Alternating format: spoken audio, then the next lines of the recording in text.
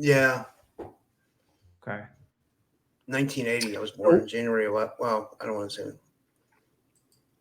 Oh, you're going to get some stalkers now. Stalkers are coming your way. That's why Chad never talks about his information. Check. Check one, check two. Welcome to the We Are One podcast. I'm Ken. This is Chad and Rob. Gentlemen, welcome back to the podcast. How you guys doing? Good. Thanks for having me back on, Ken. Good. I'm glad to be here. This will be fun.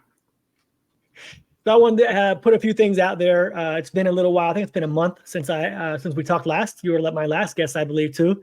Since then, I've moved from Savannah, Georgia, to north part of Tampa. I'm back in Florida. It's hot. It's humid, but I don't think it's quite as hot and as humid. It's probably more humid here, but not quite as hot as it is in Georgia. I missed the afternoon rainfalls, and I didn't realize that I missed them until you don't get rain and it's 97, and then it's horrible. Anyway, thanks for joining us again. What's been going on with you guys? Rob, you go first. I've had some health problems lately. I've been talking about it on my channel. Like, I found out what it is, though. I actually went to didn't want to go to mainstream medical, but I ended up going through mainstream medical. Well, I was doing some holistic stuff too, so I didn't count that out. Like, I've had a bunch of friends send me like energy healing. Then I was using the Genius Biofeedback app that Karen McDonald uses, which that helped me a lot. That really did. But then what it ended up being is they said I have fatty liver. So I just got to change my diet and like my overall, the way I live. I used to be in really good shape, but now I'm not, so I think that it definitely has something to do with it. I think if not, just that all of it, just getting older, man. I think you get into like a state of depression. Yeah.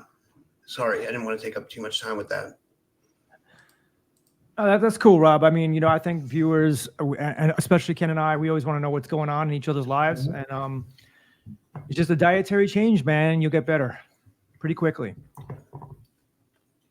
Yeah. So what's been going on with you, Chad? By the way, also, Rob, I like your background. Is that something new with the lights you have in the background? Yeah, I ordered them. I ordered like 4 different lights. So, a couple of them are neon. You can see there's like the sign behind me and then the other sign. And then I have a light on the ground and then I have a light in front of me. I like it a lot. That was like Indigo Angel told me to do that. And then I kind of just like went with it. I started getting a bunch of lights and it just turned out decent. And I can change the lights and stuff. It's pretty cool. Yeah. So, is that an alien, that green thing, that green light back there? Yeah, the alien's flicking people off and he's smoking. Interesting. I wanted to get some lights in my background, but I didn't want to ruin this beautiful, gorgeous display I have back here of the sun coming through my windows. I like that. Because that's how we ballers roll. You know what I'm saying? We got these kind of cribs. I heard. I know I moved. I didn't realize you moved into a penthouse. I think that's pretty cool. Oh man, with all the money I'm making now, It's completely changed my life. I'm and you're paying cash too. No high interest rates. There's $1.20 checks. Complete cash. I went to the bank today. Homie. I went to the bank today. I had so much money. I keep depositing the money, and the woman comes up to me. She's like, "Thank you for banking with us. If you need credit," I'm like, "Everything's cash now. Come on, no credit. Everything's cash." I was in the drive-through line grabbing a takeout yesterday, and I thought about you guys. And this is the conversation that went through my head.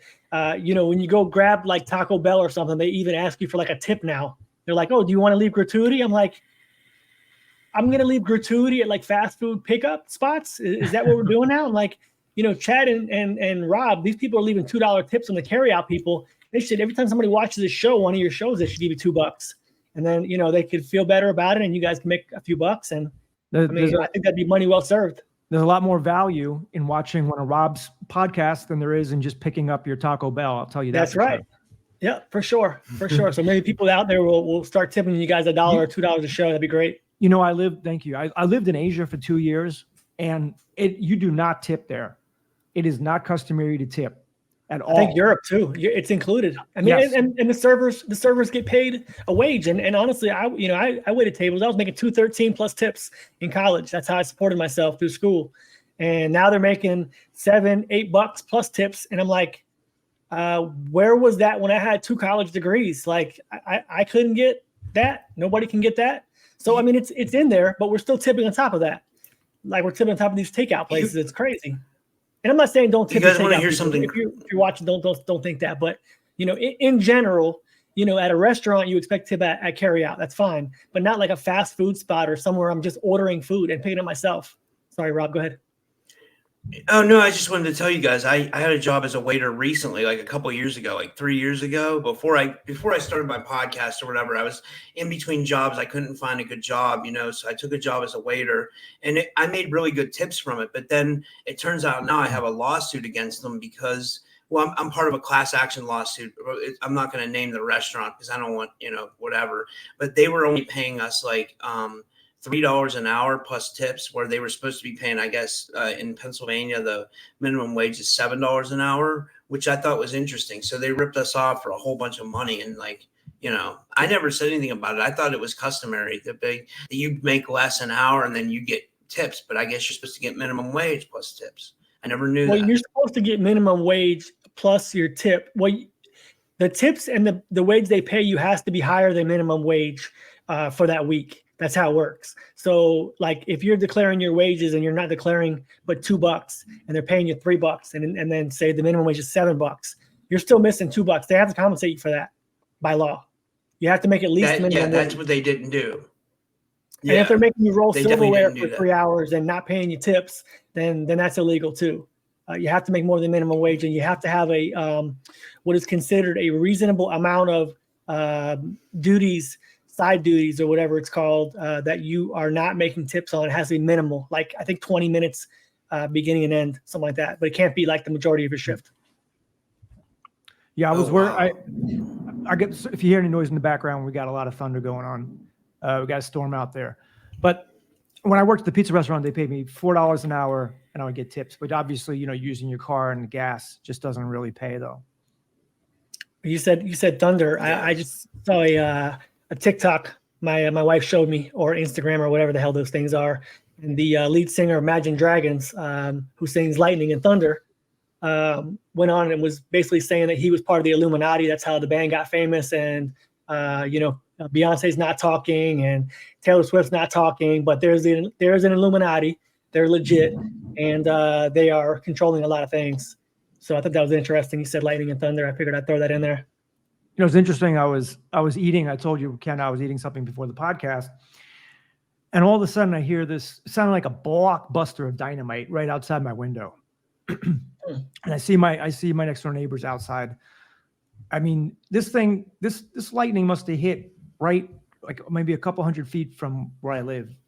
He said it hit the tree, but I didn't see any fire.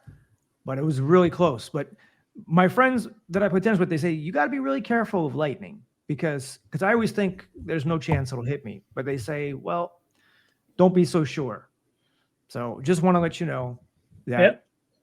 So is there a consensus on that? Maybe somebody in the comment section or respond. I've seen some scientific stuff that says lightning doesn't come from the sky. It comes from the ground. Comes from the ground. Yep. It actually goes up. It's a ground charge, and it connects into the atmosphere, and they meet. I've actually heard that too. Someone look into. I mean, that could be a Mandela effect. We never know. It could be something we thought of it was now, and now it's no more. We got to look into that. That's interesting. I mean, I was driving yesterday to pick my son up, and I swear I've never had lightning strike so close to my car. It literally, you could see the flash. It wasn't like it was a bad storm. It was just one of those little pockets. And I look over, and it goes boom, and all of a sudden it was bam. I mean, it was instant. I was like, man, that thing was like literally next to my car. You know what? I had that happen to me recently too, and I have a theory behind it. And I'd love to hear Chad, because I know, Chad, you're really knowledgeable on this stuff. Do you think it's because, like, this is just like a wild speculation in the dark? Do you think it's because we're becoming more electrical because we always have phones on us? Like, we're always in front of computers. So would that have something to do with the way lightning interacts with us, or is that not even possible? Well, our ancestors from many years ago, and like the Native American Indians, were always touching the ground, which is negatively charged, right? Negative ions. So we are definitely more positively charged, because like I'm here on the second floor and I'm hardly ever grounded. How many times do I walk barefoot? So yeah, if we are positively charged, then maybe we are attracting more lightning.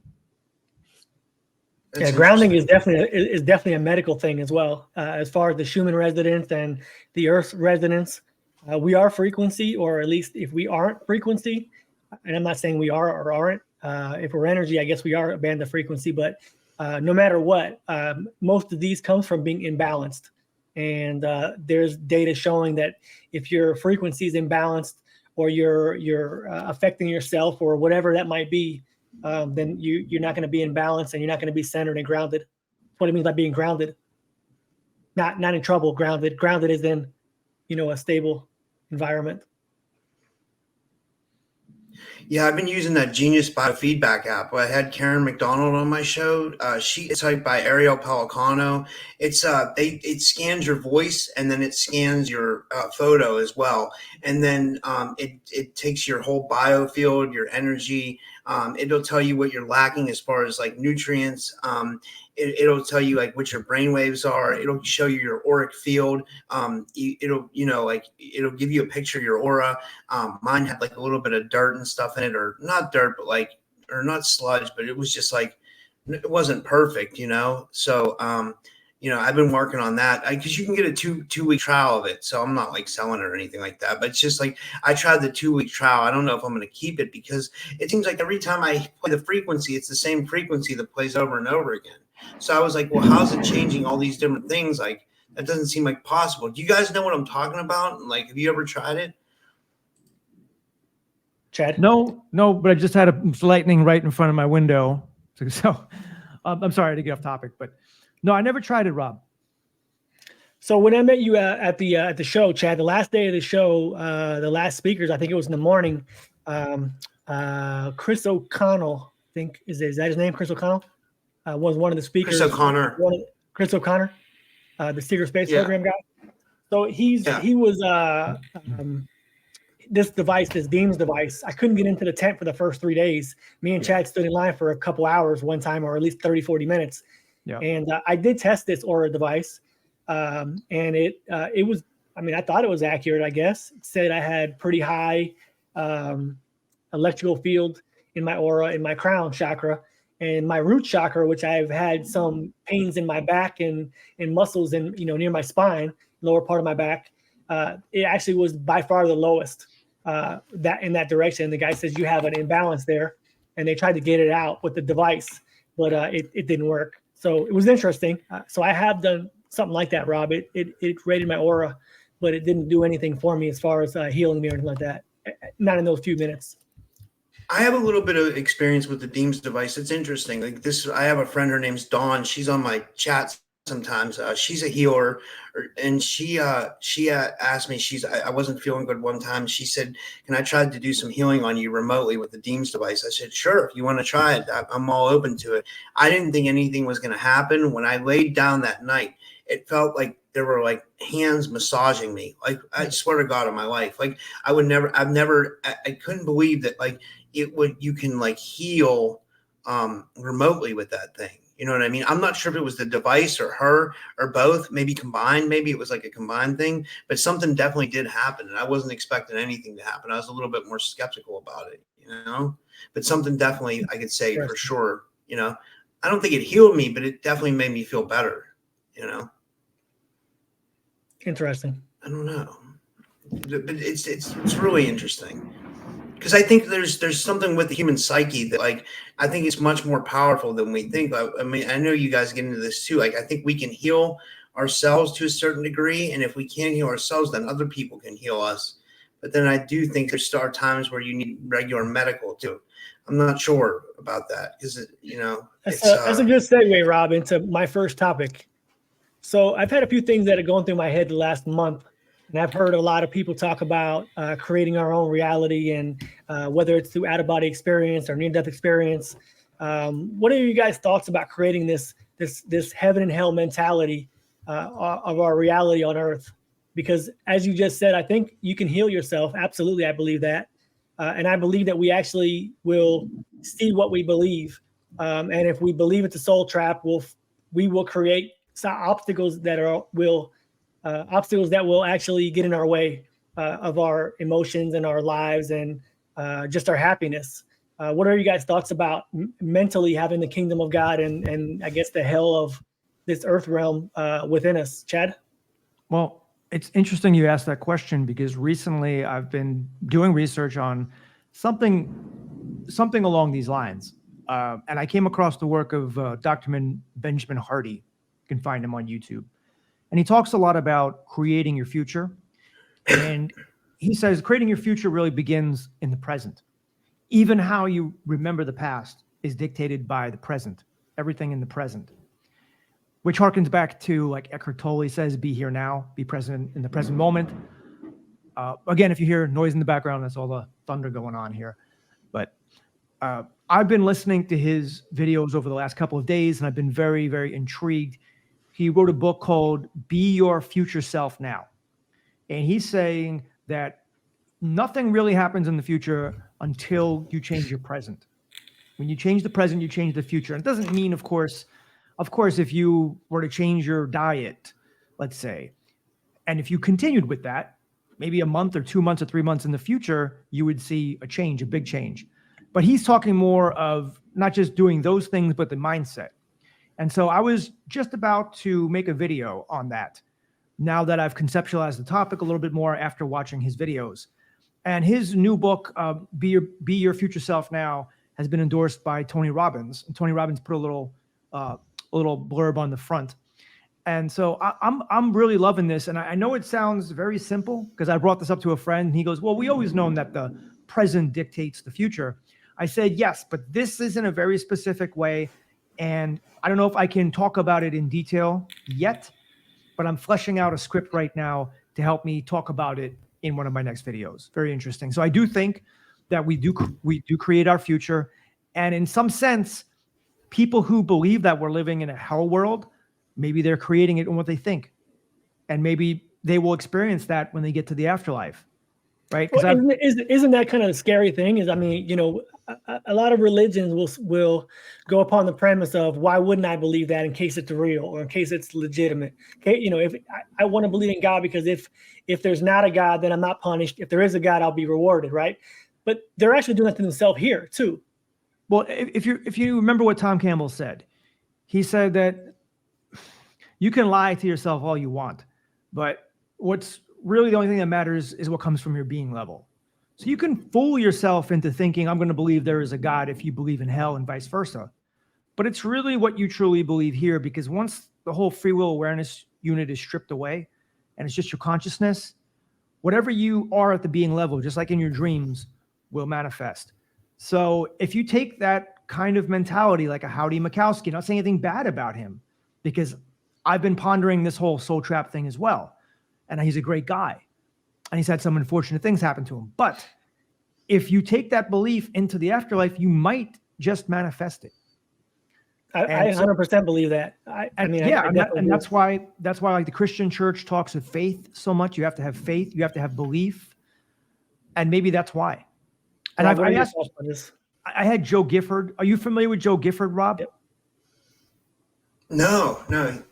Okay, well, she's not that very known. She has a small YouTube channel, but she's a spiritual teacher. I had her on my show 2 days ago. We did a live stream, and I asked her. I said, because she talks more. She's about love and light, and I said, how come some people have near-death experiences about hell? Why would that be if it's love and light? And she says they're probably manifesting that, but once they realize that they're manifesting it, they can snap out and get out of that reality at any time. And I think people get caught up in that reality, just like they get caught up in some hellish nightmare realities on Earth, and they don't realize they could snap their fingers and just be out of it that quickly. Yeah, I don't know that I believe that you can be out of that quickly. I think mentally, it definitely starts in your mind. I know in my personal experience, when I was going through my autoimmune issues, I just had enough. And I remember the day that I said, I'm going to say yes to everything. And I didn't even know I was breaking pattern. That's not even what I was trying to do. But looking back, that's what I was doing. And I went to the taco spot. I went to Moe's and I said, whatever you want to put on there, put it on there. And I just said, I'm done. I'm done feeling like I'm a victim. And I'm going to embrace whatever happens to me. And every single day, 1% I'll feel better tomorrow, 1% and 1%. and I started stacking days upon days upon days. And, I really can't tell you the last time I woke up in pain. I can tell you that I, was sick about a week ago, trying to move a 4-bedroom house, kind of by yourself almost is very, very taxing on your energy and your body. But, I believe that you can definitely change it. And it takes a mentality of how you feel today to look back upon the large changes that you remember. But it's also very important to not get stuck in that emotion that you are feeling bad and you're in pain and you're a victim, because those days stack too. And before you know it, you're going to be in a situation where you're like, this place sucks. And that's my 2 cents for how that works, and stacking good days upon other days to get into a better place. Was it just a change in your mind state, Ken, that basically you healed you? Do you think that was mainly the main thing, or it was honestly, lifestyle changes too? I mean, a little bit of lifestyle, but I really think it was my mental change. I mean, I kept saying to myself, I don't remember what it was. I went to Sedona with my wife for an anniversary, probably 4 or 5 years ago. I think it was 4 years ago, and we were walking around the Buddhist the wheels. And I just was trying to quiet my mind, and I kept hearing the same thing: surrender, seek truth, let go. So when I got back around that same time, I just said, I surrender, because I can't do this anymore. I'm done. I need help. Whoever is, if it was me, if it's somebody else, my higher self, whatever it was, I just surrendered to it. And like I said, I was embracing things that came into my reality. And I just tried to say, tomorrow's better. I feel better already mentally. And, then I flip it to just being sovereign and not letting anyone, have the power over me. If I allow someone to make me feel crappy or bad or have a bad experience, I accept that I'm not perfect, and then that can happen. But the quicker that I can snap out of it, the quicker that I can say, I'm moving this house by myself. I'm just pissed off and nobody's helping me, and I'm sweating and I'm hurting and I'm tired and I'm sick. And then I'm like, you know what? I'm going to embrace this. This is just a challenge. And the second you put those two thoughts together and you start saying, it's okay, my next step will be better than this step, even though you're hurt and sick and tired and just worn out, and now I'm sitting here and it's done. And it was not a fun experience. But like that, you have to stack those days together, and you have to change your mentality and look for those little things that will help you get through the spots that you're in, because we're all human. We're all going to go through ups and downs. And I know you guys both go through this. When your energy is low and when your vibration is low, it's hard to snap out of it, but you have to find something that does that for you. And, one of the topics I want to talk about when we're done with this topic is the out-of-body experience, the near-death experience. I looked at those things recently in the last 2 or 3 days because I needed some positivity. And I'm like, I need something. Just show me something to make me feel like I'm powerful again. So, those things is what I want to talk about today, with you guys. I just wanted to say real quick that I think it's once you start to make a point that you're going to try to manifestations can come easy, and you can start to live your more better life. But it's also easy to get caught up in this game of whatever this reality is that we're living in, because that's what I find for myself. Like, there'll be a couple of days where I'll just try to manifest a better reality and I'll be all good. But then I get sucked into physical health problems, this and that. And then I fall off, and then I'd have to, it's almost like a diet or something. Like I look at my manifesting like that. Like, it's not something I can do like all the time, but it's something that I like strive towards working towards overall. Like, I'm trying to work towards a better reality 80% of the time. Then 20% of the time I'm kind of stuck in the matrix type reality, if that makes any sense. I think you have to let yourself do that, Rob. And everyone's the same. We all fall victim to that again. We're all living in difficult situations, but I can't stress enough that I think you have to, when you find yourself in those situations where you're in low vibration and you're feeling like, you're a victim somehow, some way, I think you have to figure out how to get out of that. And I'll say to this, if we have higher selves and we've all figured stuff out and felt great for periods of time, but at some point in time, we're still here. We're not going to ascend into dust, right? So if our higher selves are out there talking to us and they're like, He's doing good. Okay, throw something else at him, see how he handles it. And that's how I had to take that challenge. I'm taking that challenge. Yeah, I just want to add in that even though we talk a lot about the mind, which is super important to navigating this reality, it's still ruled by the rule set. There's a certain rule set, whereas if you eat X, you feel good. And if you eat Z, you don't feel good.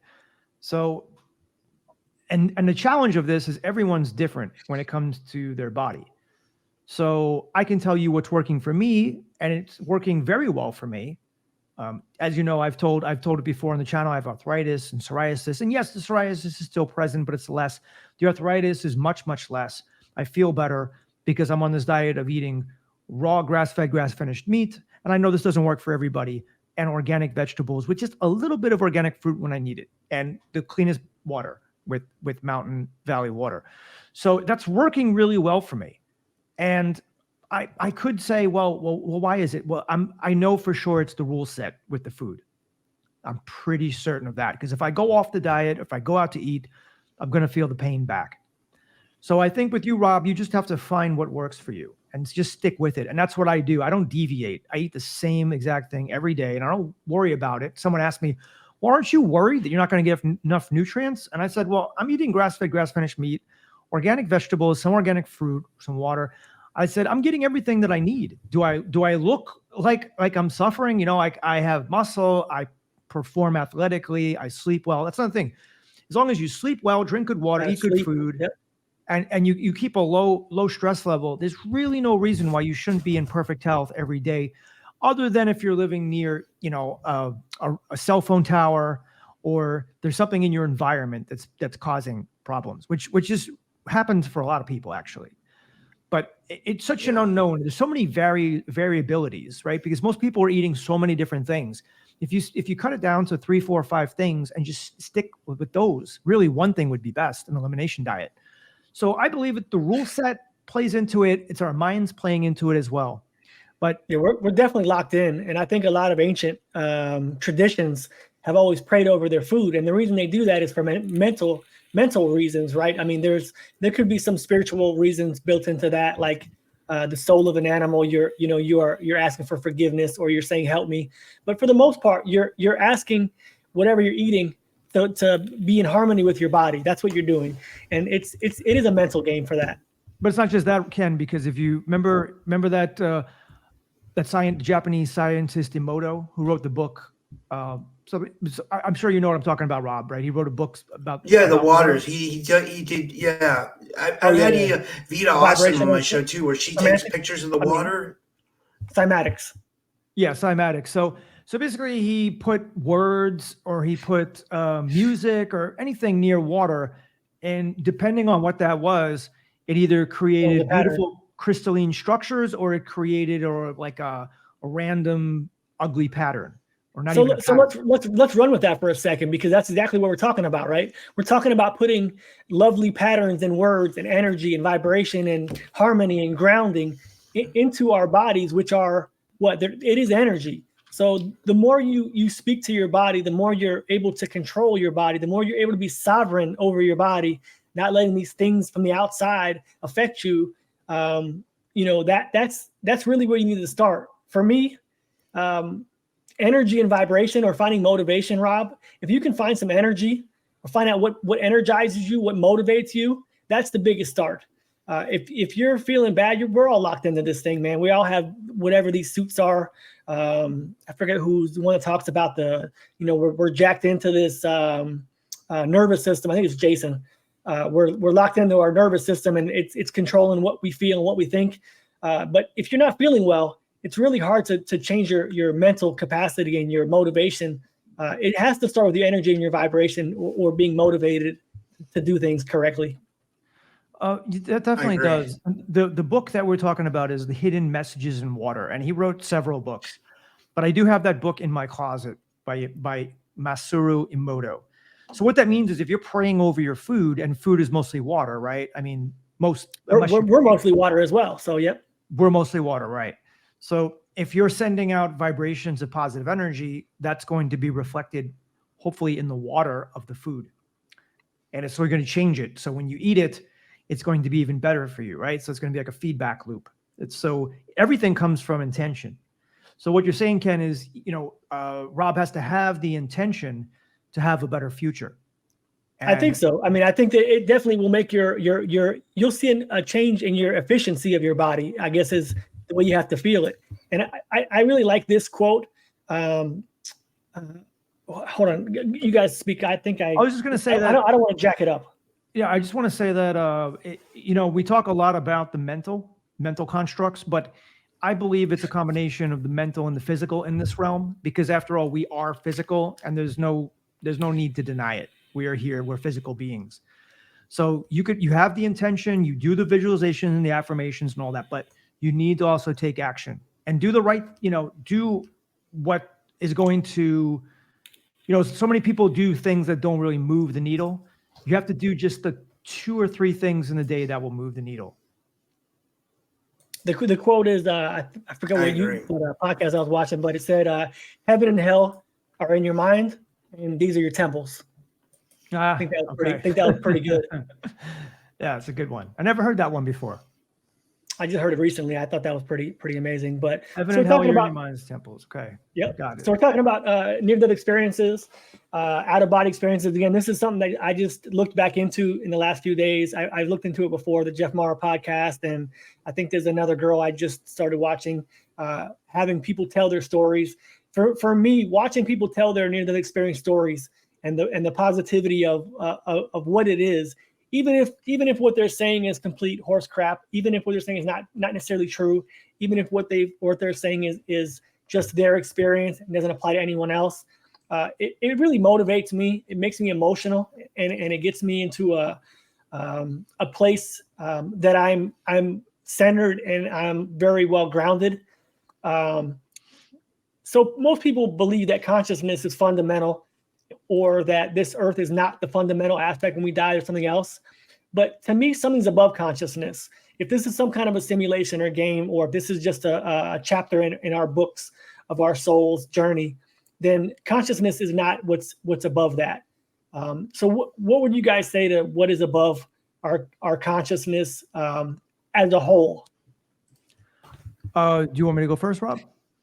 Well, I'll just say, I was just thinking, you made me think about the Gnostics, and it seems like the Gnostics had a really interesting early worldview of like what they thought this reality was. I think the Gnostics were like the first people to start talking about simulation theory in a way. Like they didn't call it simulation theory, but they believed that there was a demiurge who was like a false god who was in control of this reality, and he created the archons, and the archons had control over mankind, and that they would manipulate our reality, which could be possible, I don't know. But then there was also Sophia and wisdom, and they really highly valued gnosis, and they thought that gnosis or knowledge was the way out of this reality. Well, I don't know if I'm right about that, but I think so. I think I am. But that's kind of like what I would say. Like if there's something above us, it would be something maybe like that, or maybe like one controller or one thing who manipulates this reality. I'm not sure if it's benevolent or malevolent, but something like that. In the biblical stories, you'll hear about the Nephilim and the children or the daughters of man and the sons of gods, right? They mated, and the fallen angels were really upset because they made man too perfect or too powerful, right? That's what we hear. So if that's the case, and the stories or the myths have some truth to them, if we are really that powerful, the only way to manipulate us would be to trick us, right?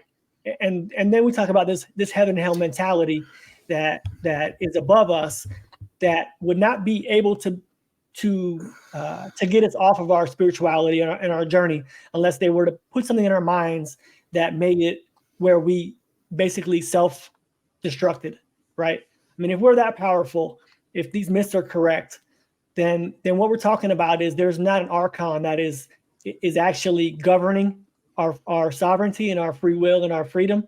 What it's going to be is they're going to whisper in our ear and have us self-destruct, because if we're that powerful, they can't control us when we do that. And I think that really boils down to the fact of how sovereign we need to be to control our mentality. and to control our temples and heaven and hell, and be mindful of the things that we're thinking and the things that we're putting in our bodies and the things that we're doing every day to actually experience this life that we want to experience. This is a dream state, in my opinion. I feel like I've been dreaming my entire life, and I'll never stop doing that. I remember before I was born that I was sitting outside of this realm in space and just looking at it like there's nothing here that I can't do. And I remember choosing certain parts of my body. I won't get into, physical appearances, but I remember that. I have a couple experiences that I remember before I was born. And if that's the case, then demiurge would not let us, or archons would not let us be so powerful. And that's my take on the soul trap and what's above this. And if it's weird. I'll just say real quick, like if you read like the Tale of Adapa, which is like the Sumerian story of like, the creation of Adamu or Adapa, the first human, like by supposedly Enki created. But in that it says about Adapa, it says he was the wisest of the Anunnaki, saying that like Enki made his creation better than them. So if they did make us, they made us better than them. So they would be afraid of our gifts, I guess, in a way. Like, right, and the only way to I don't know how to make us doubt ourselves. Yes, so if I agree. True, like manipulate and deceive us. Yeah, that's the only way. That's the only way. And if you're not falling for it, I'm not falling for it. I believe that you can create that if you want to, and that's your free will to be able to be in that reality. But I'm not willing to fall for that because there's only two options. Hey, I can't talk now. The option would be that we are powerful and we are choosing what we want to do. And then if you fall for the other side of the trap, you wasted your entire existence being tricked. So that's my mentality of it. I don't believe that is the case. If that was the case, then people wouldn't be enjoying life at all. They would be in complete misery. This would be a complete hell realm. And I don't see it that way. It's hard to say. I don't know what to think. Don't think. Just feel. I was gonna say if you look at like what Tom Campbell says, there's this thing called the LCS, the larger consciousness system, of which we're all a part, and we are really identical to it, to everything, right? We're just the same piece of consciousness as the LCS. So when people talk about being all powerful, we have more power than we think. Yes, that's true in one sense. In another sense, we're also a part of the LCS consciousness that's having a limiting experience here. And it's meant to serve a purpose. So we have the memory wipe. We're very limited in the sense of what we can do in this simulation compared to what we could do outside of it. And so in that sense, we really are the same as God. We are God, if you want to look at it from Tom Campbell's perspective. Yeah, I believe that. Rob, what do you think? It's interesting. It's definitely interesting. There's so many theories. It's so hard to like it's definitely interesting though that we could be, just a copycat of what basically he's saying we're a copycat of the larger system, the larger consciousness existence. But like, what is that? So is that you're saying that's a human then, or what is he? No. What do you think Campbell's trying to say with that? Like, no, he's just saying that. Oh, you mean our consciousness? Yeah, consciousness just being intelligence, memory, personality. Just who we are, what we are, devoid of the body. Like if you were on an out-of-body trip, you would not have your body with you, but your consciousness would be almost identical, right? You would still have memories to the larger consciousness system. Yeah, that makes sense. Well, the larger consciousness system, we really don't know what that is. To us, we look at it as God, but we really don't know. Maybe it's an AI computer. Maybe it's a supernatural being of some sort, or maybe it's just a creation of something else, like nested like Russian dolls. There's another LCS outside that, or a creator, and another creator. We just don't know. Tom Campbell always says, he goes, I don't know what's outside the LCS, but I know this is a closed system. So closed system means there's probably something outside of it.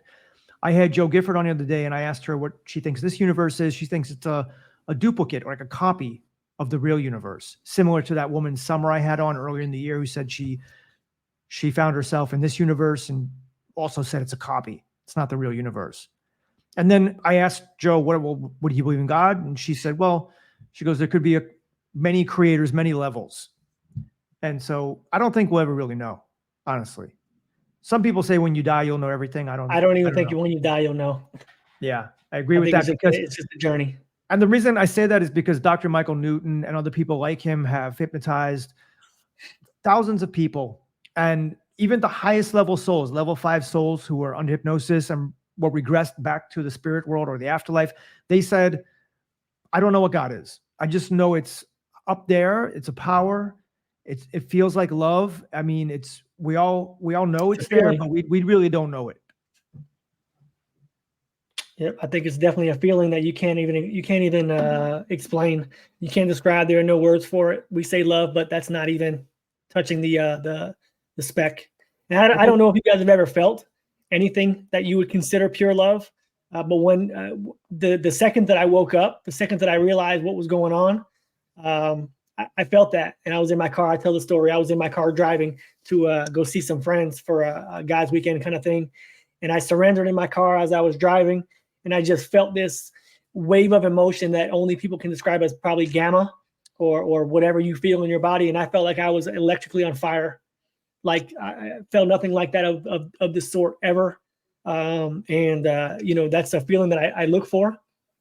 I believe that's what people are talking about when they have near-death experiences.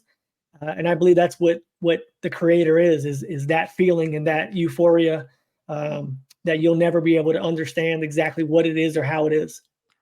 I think in some way romantic love can be, a fraction, a speck of that.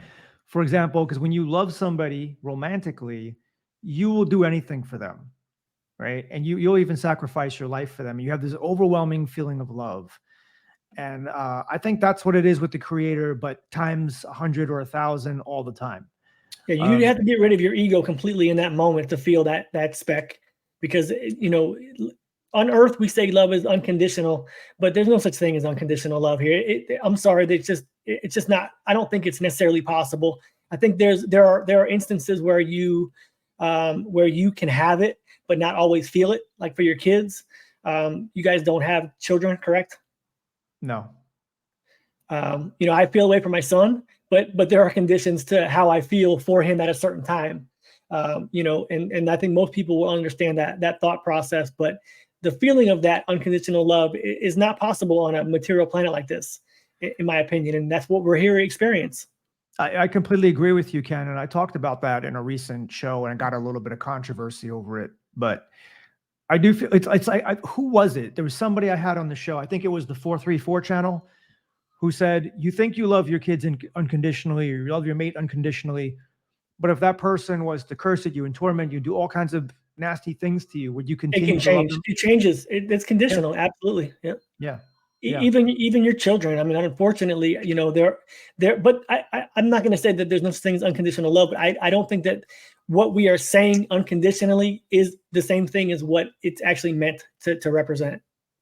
Right. Right. I kind of had a feeling today I had some loving feelings today. I went to the bank and, there was this very pretty girl there that I had been seeing around and we talked, and I was there for 2 hours with her. We just had to do a couple of things, couple of documents. And it felt like 2 minutes, because I was attracted to her and we were talking. So there's kind of like this little flirting going on. And, did you drop your YouTuber? I did actually, but she asked for my channel. I told her, I can't tell you the channel. You know what's so funny? So many people ask me, I don't want to lie to them. So she says, what do you do for work? I said, well, I have this small e-commerce business and I also am a YouTuber. So as she was going and she says, what's your YouTube channel? I'll look it up. And I go, oh, well, I don't tell people. I know that seems contradictory because I want more subscribers and more viewers. I said, if I just met somebody, I don't want to reveal all this personal information because I feel like the 1,000 or 2,000 people that watch, they're like a small tribe of people who have been watching me for a while and they know my life. But somebody I just meet, I don't tell them about my YouTube channel. Yeah, shoot them your number, your email. We can have a conversation. And if it's something that I think you'll be interested in, I'll let you know. Yeah. I told her to email me and I'll send her some other things. Nothing. Rob, have you ever done that, Rob? Have you ever met someone and you're like, well, your last girlfriend, correct? But do you drop that line now? Like I'm a huge podcaster on YouTube and I talk about UFOs and shit that you can't even imagine. Are you on mute, Rob? Rob, you're on mute. Yeah, unmute. I know Rob's probably dropped that line many times for chicks, especially in Pittsburgh bars. I know it can work if you're the type. It depends on what you're doing, but for me, I'm exposing a lot of my personal life, and I don't need someone new to see that. You know, and then also I feel like they know about me and I don't know about them. Right. But the woman at the bank today, she was being pretty open. She was telling me a lot of things. So I felt like giving you a good interest rate. I'll tell you that. Are you kidding? She gave me 5%, but I feel like I felt like we were on a date, kind of. That sounds like unconditional love to me. 5% interest is like unconditional. You know what I have the most loving feelings though is when I see a Venmo from you, Ken. Rob, maybe soon I can start making some money again. Can you guys hear me now? Yep. You can? How many times have you dropped the line, Rob? Typical skeptic wearing a t-shirt after the bar. People want to know. Oh, I tell people right away. I have to because it's a big part of my life. So I figure like the people are either going to like me or they're going to be turned off by it. It's you know, and so I want people to know what they're getting into as soon as they meet me. Like it's like, yeah, up front, I am a conspiracy theorist, but I call it conspiracy reality because mostly it's more, you know what You're I'm trying to say with that. Theorist. But like, so like I let people, even if it's just a friend, a friend, a girlfriend, potential girlfriend, whoever, I tell them right away, and I tell them my channel or I tell them my audio site or Rumble or Rockman or whatever, all of it. I just say, I like to get it out in the open, if that makes any sense. Yeah, for sure. We had about 20 minutes left, I think, and we have a hard stop because Rob has 17 shows left today. But I wanted to get into a few more topics here, if you guys don't mind. Yeah, I just wanted to say that I'm going to be having Michelle Gibson on Friday. We got that echo, I think, in the background, but Rob, yeah, it's you don't, Rob, do you have your headphones by any chance? I unplugged them because I was muted, so I had to unplug them. But like, I can mute my microphone. Okay, that'll work. Hopefully. Yeah, I was just saying that I was telling Rob before the podcast I'm having a woman named Michelle Gibson on Friday, and she talks about Tartaria and alternate history. So I think that's going to be pretty interesting. I may have to ask Rob to come on with me because I think, Rob, you've interviewed people from that place before, right? Yeah, I like talking about it. I mean, I can even study for it and like do it. I'd be happy to do it with you or yeah, whatever you want to do. That'd be interesting. I've had a couple people on about that. Like, it's interesting. It's interesting for sure. Yeah. Well, maybe I'll have to ask you to come on because my knowledge of Tartaria and alternate history is not close to yours. Well, it seems like it all ties in together. Like, who's good with that is Howdy Mikowski. He almost gets into that, but he gets into like the World's Fairs and the mud floods. But then she goes a step further with like Tartaria and the mud floods. And like the thing to keep in mind is it was just basically like all a civilization that they try to say that they basically tried to cover up. Like, it's like a lost civilization that they don't want us to know about. And then there's some people that are even proponents that they say Rome was fake. They'll say that the Roman Empire was made up. But I don't know if I go that far. I don't think I go that far because I think there's some proof to see that Rome actually existed. I don't know. It's tough to say. It's. I've actually been in Rome. Sorry. I've been to Rome. It's not fake. Although I definitely question the history narrative of the times that we're living in. I'm just not going to believe that this earth is 1.5 billion years old and we've only been here for 10,000 years. That's just insane. Correction, 4.3 billion years.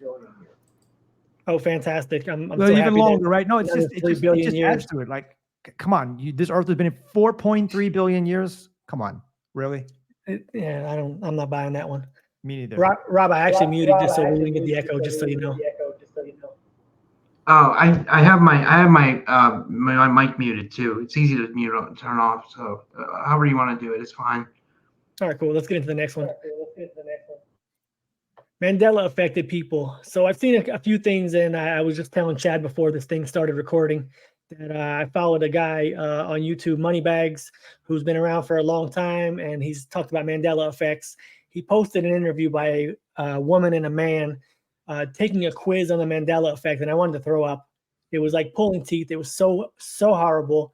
They didn't know any of these things. They don't know the concept of the Mandela effect, that things actually disappear from your reality, not just, it's not an internet thing or people misremembering, but that it's actually a thing that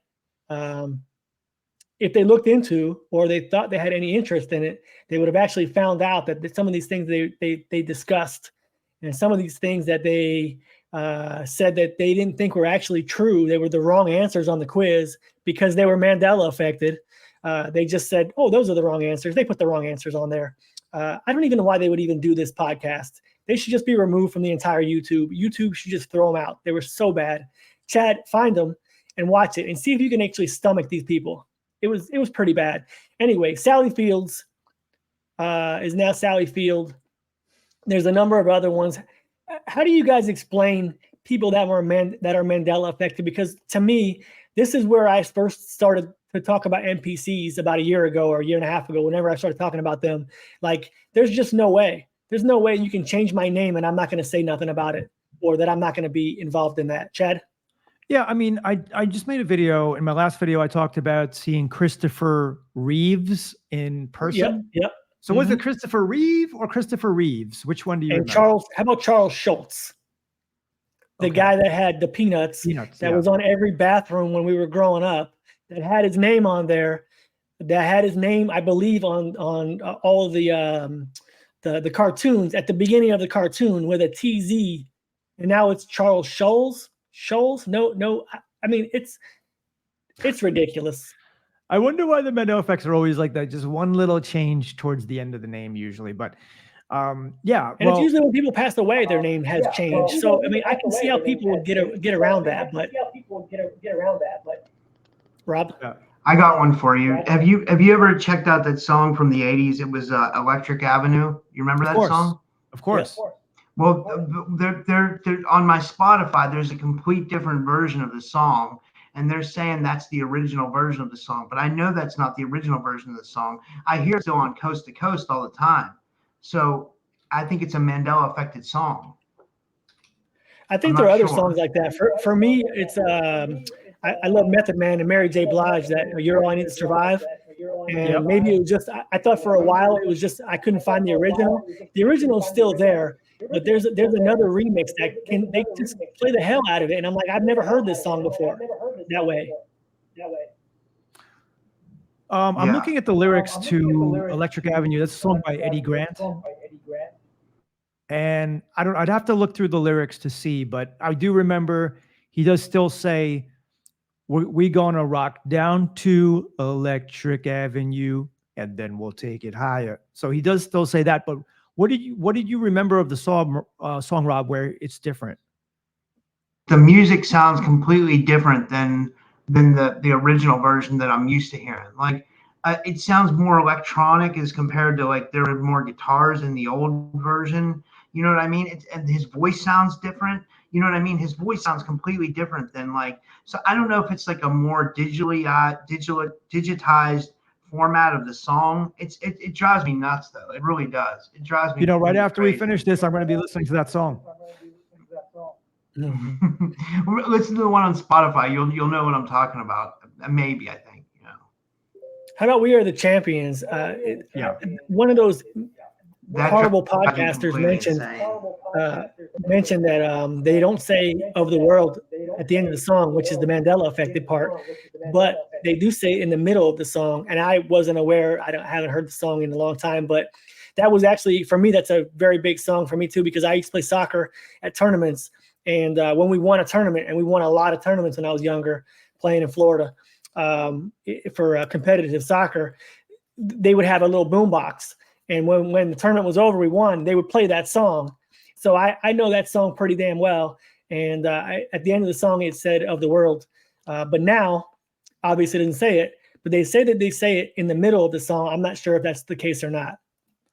Yeah, when the first time that happened to me, where I listened to the "We Are the Champions," but they didn't say "of the world" at the end, I felt like, oh, maybe the radio station just cut it off. Maybe it's just kind of like that. But then I started listening to the song more, and they left it off. And then I was amazed when I heard it was a Mandela Effect.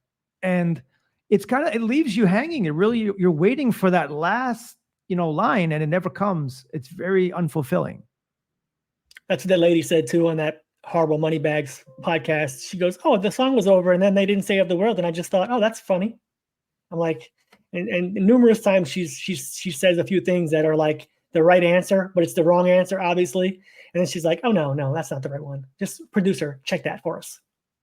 But going back to what you said, why don't these people notice that these changes? Like David Wilcock and David Wilcox, like with a CK and an X. Maybe because in their reality, it's always been that way. That's the only thing I could think of, unless they really do. Then you have to have multiple universes, parallel realities. That has to be a thing then. And I'm not sure I can get behind that part of it. Well, think about this, right? If you're David Wilcock or you're any celebrity, you probably have tons of things with your name on it. Contracts, you have checkbooks, you have pictures, whatever, your whole everything. So if your name changes, it would be very obvious. So all those things have changed as well, right? All the checks, everything with their name. And so for them, it's always like, well, it's always been this way.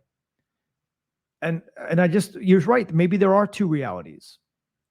I'm not buying that one necessarily. I just think that some people here are planted.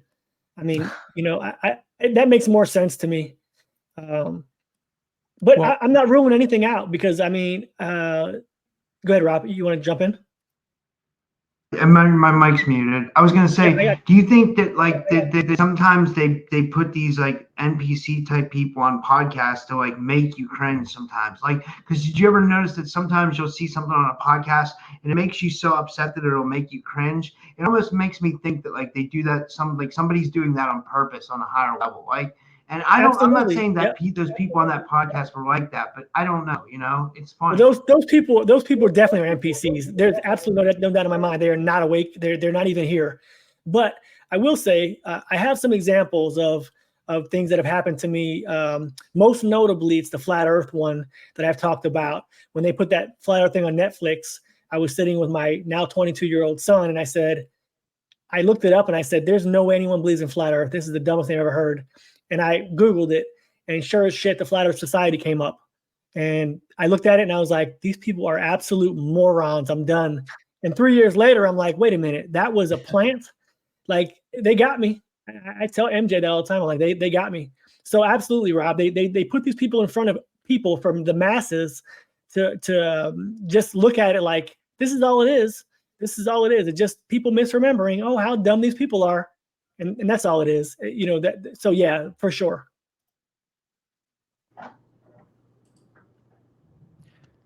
I agree. I don't. Sorry, buddy. Go ahead. You agree? Yeah, I agree. I don't really have much else to say about it besides,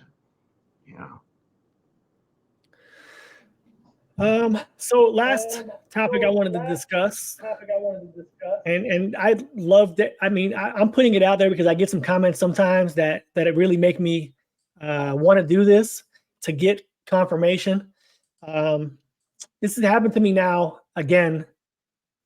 Things keep disappearing, so I'll get proofs in my life that things don't make any sense, or I'll get proofs that personal Mandela, physical Mandela effects have happened to me.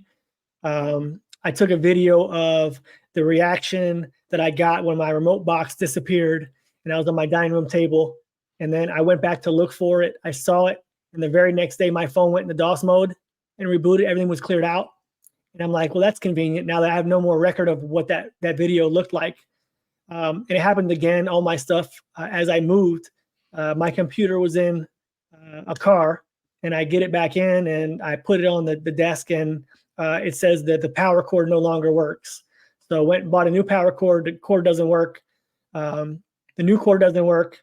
Took it to Best Buy. They couldn't figure out what was going on.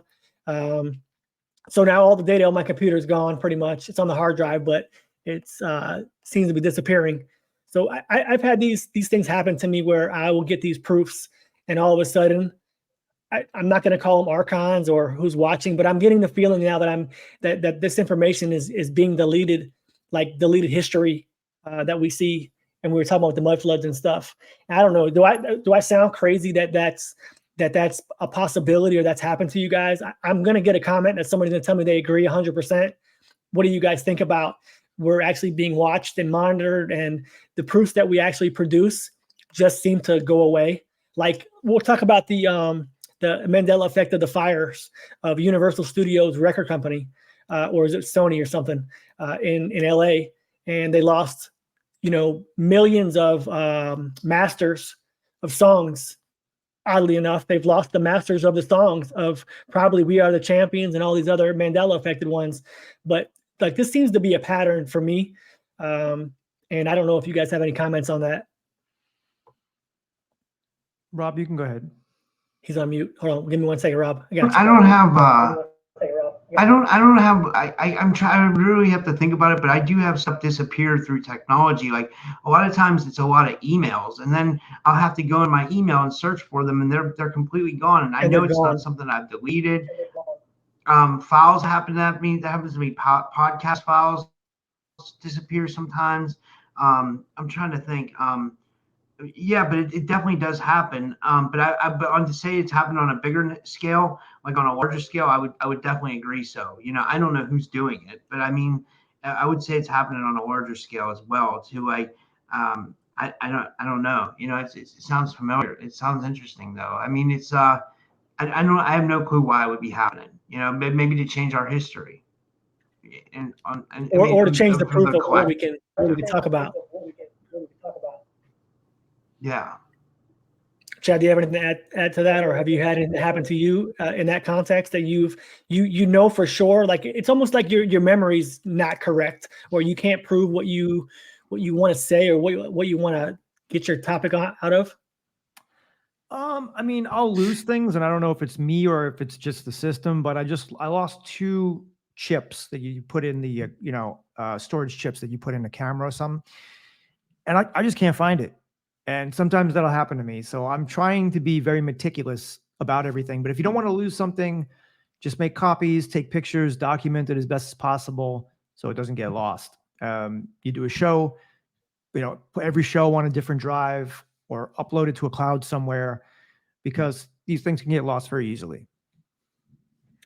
So I got as you just said that, I had typed a note in my thing. So these are 2 things, the great mysteries of life, that if we had a camera that was watching all these things, I'd like to know how they happen. So this has happened to me so many times I can't even count, hundreds, where I'll double tie my shoelaces and I'll walk and they're tightly tied, and then all of a sudden they're untied. Socks in the wash, where did they go? Like, I mean, these are things that are funny, right? But if you double tie your shoelaces and then you walk, say 100 feet, and you look down and they're untied, how the hell did that happen? Like, I mean, literally, there's no way that they untied themselves. I'm being serious, even though it is kind of funny that I don't think anybody's ever talked about this, but it's almost like one of those Mandela effects that are physical, that you just feel like something's not right. Like, it doesn't make any sense. Yeah. Go ahead, Rob. Yeah. Rob, you got something. I was going to say, this is a joke. This is a complete joke. So please don't take this seriously. But in folklore, they would say that the fae are messing with you, the fairy folk. They're saying that they're taking your keys and they're putting them somewhere else, or they're messing with your socks or your shoes. That's they would say, and in past they would call that the fairies, but it's and it could be, who knows? You never know. But the funny thing is, everyone has lost like socks in the wash. They're not in the washing machine. They're not in there. Like, you can take it apart. Go ahead. They're not in there. So where everyone's socks go is my question. The sock monster got it. And hey, it's all fun and games till a sock monster takes like $100 bill out of your wallet and you're like, what the hell just happened? machine elves just don't come out on DMT. Are they washing machine elves? Is that where that comes from? They get into your washer and dryers, they steal your socks, and they bring them back to their reality. And I think a lot of people are overlooking this. I'm planning on writing my next book on it. Machine washing. How about what do you call them? Like Whirlpool? Whirlpool elves. Whirlpool elves. I have Maytag elves, actually. Maytag. I'd go for LG and Samsung. How about you, Rob? It's so funny.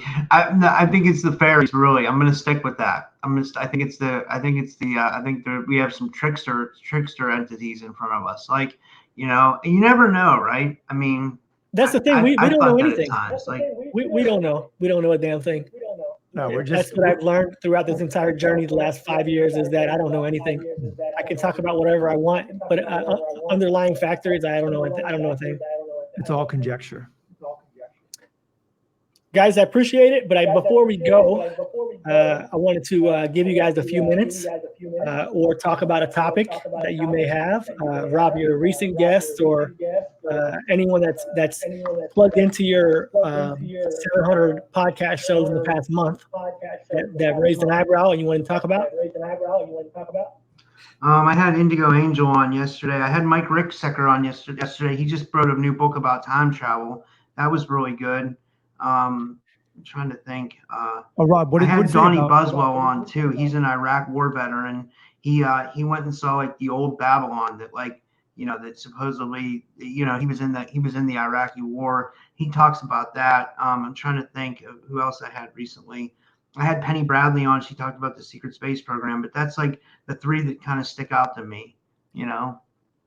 Rob, the first speaker you said, what did she write about? Which one was that? Indigo Angel. She talks about like seals and implant removals and stuff like that. She's really like I guess you could say almost new age a little bit, you know what I mean, in her beliefs. Like she wrote a book on like galactic star seeds or something like that. Who's the time travel guy you mentioned? You wrote a book on time travel. Mike Ricksecker. He's big in the paranormal community. He wrote a book called He wrote a book called Travels Through Time, and he talks a lot about is that right? Time shifts, time slips, and that and stuff like that. It's a good book. It was good. It was Ricksecker. Yeah. Oh, Rob, two questions for you. Have you ever interviewed an actual time traveler, someone who's claimed to travel through time? And have you ever tried to have Carrie Cassidy from Project Camelot on your show? Yeah, I messaged Carrie Cassidy. She hasn't gotten back to me yet, unless she just turned me down completely. I like her. I'm a big fan of her work. I like Carrie a lot. And I know I wish I could interview a real time traveler. I really wish I did. But I think we can all time travel to a certain degree if you master like remote viewing or projecting out of your body. I think we can affect things. I'm not sure about that. Yeah, I like to think we can. I don't have any conclusive evidence though that we can. Yeah, I heard back from Carrie Cassidy. I wrote to her about a month and a half ago. She said she'd love to come on the show, and I said to her, just name the time and date, and I'll be there. And I never heard from her again. And then I wrote to her maybe once or twice after that, asking her. Still didn't hear back from her. So maybe I should try her again today. But as far as time travelers concerned, yeah, there are very few people out there who claim to be time travelers. I mean, you have these channels. Did you see that channel? What is it called? Like Apex TV or something like that, where they have these time travelers, but they haven't posted on there for a long time. But the whole channel was about time travel and time travelers. I guess they ran out of time travelers. Sorry, Rob. I'm trying to make sure that there's no echo when somebody's talking. It's okay. I'm pretty much good. I gotta skate. I gotta take off. But I got one more thing. Let Chad talk real quick, and then I got two. You got 2 minutes, Rob? I got one more thing. Let Chad talk real quick, and then you got 2 minutes, Rob? Yeah. All right, Chad, you're up. Yeah. Recent topics, any guests? I know you had Joe Gifford. I've seen those. She's really good. I like her. Who else have you had recently? I had the 434 channel who I think he has about 60,000 subscribers. His name is Peter. Doesn't show his face, but I really like the things he has to say. I've been following him for 3 or 4 years, so I had him on the show a couple of weeks ago. I released 2 videos on the 434 channel, and I'll be putting out a third very soon. So instead of putting out like a 2-hour interview, I'm cutting them up into 20, 30-minute segments.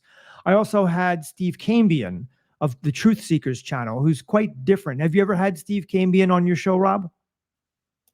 Hold on, give me 1 second, Rob. He is. I watch his show. I watch his show. He has a good show. He does. He does. He doesn't get a lot of views, kind of similar to us, but he does put out a great show, and it's actually he kind of plays devil's advocate. You know, he questions a lot of the people that we're in know of, like Billy Carson, David Wilcock, Corey Good, and he points out a lot of the discrepancies in what they say or things that are infactual or lies. And he's basically just saying, look, if these people are grifters, everyone should know, so they're not buying their books and buying their courses and getting ripped off. And so it's a controversial stance, but it's one that I respect from a certain level. And I think Stephen Cambian's pretty entertaining. I had him on my show, and I also have to release a couple more videos of him. Awesome.